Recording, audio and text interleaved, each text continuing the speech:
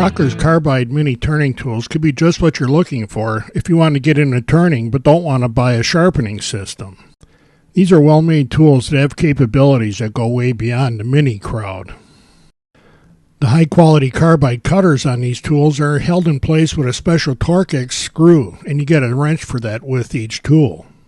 All of these cutters can be turned to a fresh edge when the one you've been using goes dull. In my experience with these tools doing this review, I found that they don't go dull very quick, so these cutters will last you a long time. And I like that they use this style of screw because it's much harder to strip these. When the cutting edge goes dull, you just loosen the screw sufficiently and rotate the cutter to a fresh edge. Or if you've used up all of the fresh edges, you just take the screw out and remove that cutter. And set a new cutter in place, insert the screw, and tighten it down. Make sure you got the screw nice and snug and you're ready to go back to turning. The bottom of the stainless steel shanks has been ground flat. And that helps you index the tool to keep it flat while you're moving it back and forth. And you notice that the edges of that flat have been gently rounded so it slides along the tool rest easily.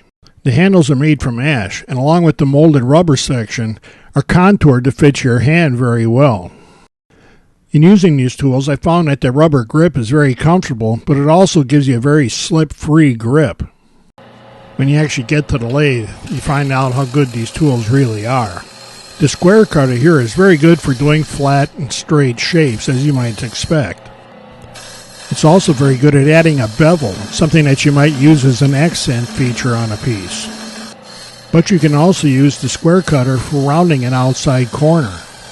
It's very easy to get a nice, smooth, rounded shape with this cutter. The round cutter also has many capabilities, including rounding out smaller projects. Between the length of the shank and the handle, you get a lot of control when you're doing work like this. Of course, for cutting coves and many other outside shapes, the round cutter does a very good job. And here again, that rigid shank and a full-size handle give you lots of control to make real nice, clean cuts. The diamond cutter is great for adding accent lines or other detail work. And after just a couple of minutes of the initial sanding, you can see with just these three tools we're well on our way to a nice little project.